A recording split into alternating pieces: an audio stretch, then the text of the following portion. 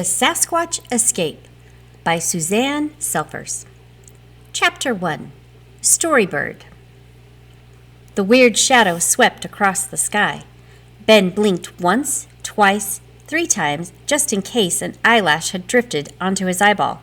But it wasn't an eyelash. Something was moving between the clouds, something with an enormous wingspan and a long tail. Ben pressed his nose to the passenger window. "Grandpa, did you see that?"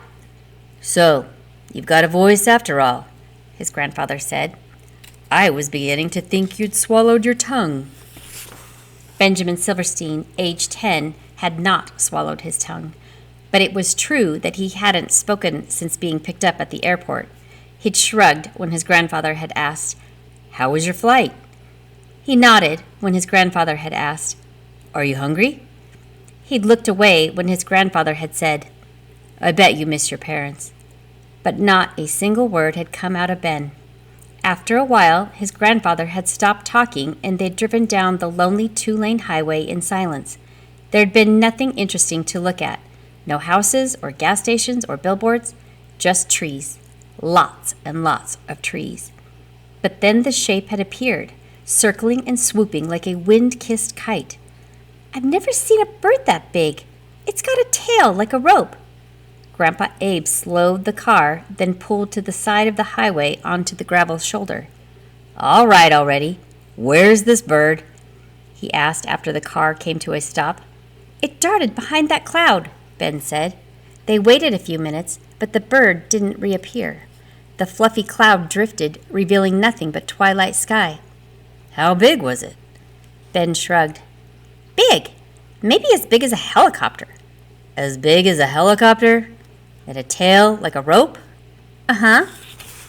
That doesn't sound right." Grandpa Abe scratched one of his overgrown gray eyebrows. "I've never seen a bird like that." "Well, I saw it." They waited another minute, but nothing flew out of the cloud.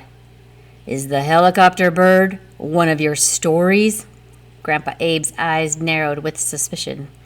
"What do you mean?" "Your mother said you've been making up stories." "I don't know what you're talking about," Ben grumbled. But he did know. That very morning he'd made up a story that the pilot had called the house to cancel Ben's flight because he'd lost the keys to the plane. Then Ben had made up a story about losing his suitcase so he wouldn't have to go on this trip. Neither of those stories had worked. His parents had gone ahead with their plans and had sent Ben away. Sometimes Ben's stories worked to his advantage, like the time he'd claimed that a California condor had snatched his math homework when actually he'd forgotten to finish it.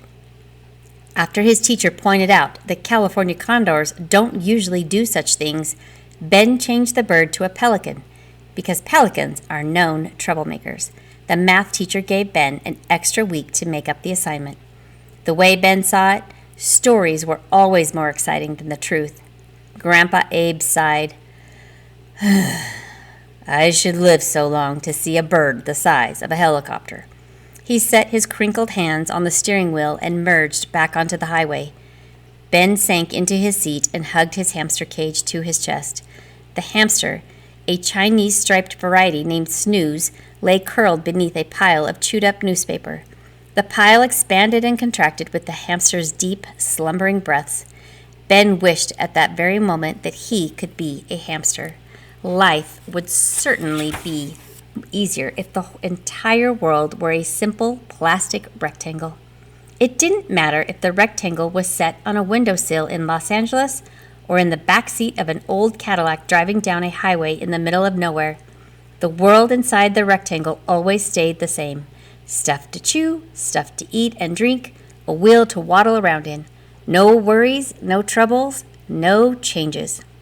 "My grandson, the storyteller," Grandpa Abe mumbled. "The bird wasn't a story," Ben said. "It was real."